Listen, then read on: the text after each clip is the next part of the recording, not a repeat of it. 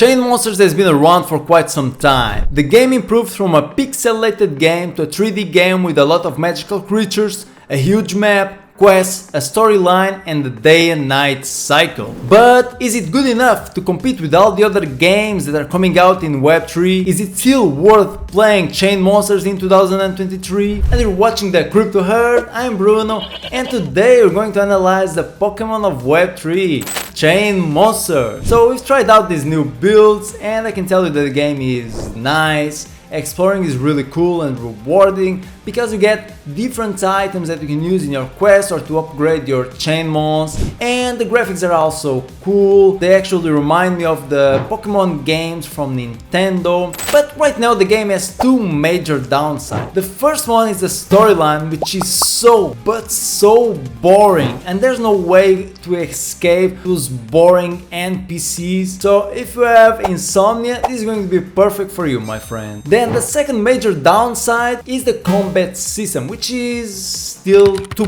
basic. So I'd say that the idea behind the combat system is actually good because we have two Chainmons, which are the Pokemon-like creatures that you use to fight other opponents, and you use them against other two Chainmons, so it's a 2 versus 2 battle. And then you can create different synergies among your Chainmons, so there's like some strategies that you can use when team building, but there's not that many strategies that you can use while in a match against other players. So every Chainmon only has a normal attack and an elemental attack, and then they also have an ultimate, but the ultimate is not even available at the beginning of the battle. So you only have two options, either you use the normal attack or you use the elemental attack. So there's not that much diversity there, and I think that the game definitely lacks skills like healing skills or skills to boost your defense or something like that, or skills to evade the next enemy attack, something that you could use to outplay and outsmart your opponent. Then when it comes to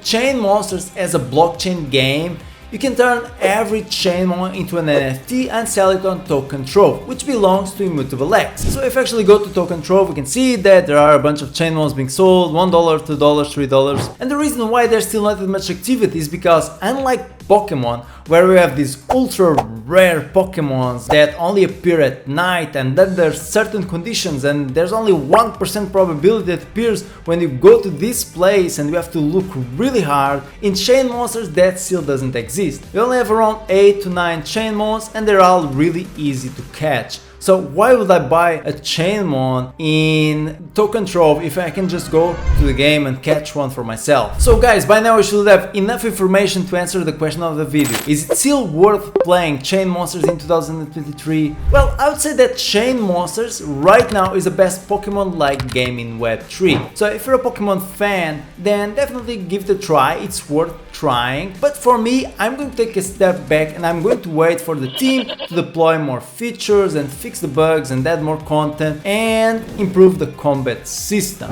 So as it is to be expected, the game is in beta, so it still lacks a bit of content. But I can tell you that they have a really good foundation to build a great game. But now guys, what about the Gala Games title Spider Tanks? Is it still worth playing in 2023? Well, make sure you watch the latest video I've done about it to find out. Thanks for watching and see you in the metaverse.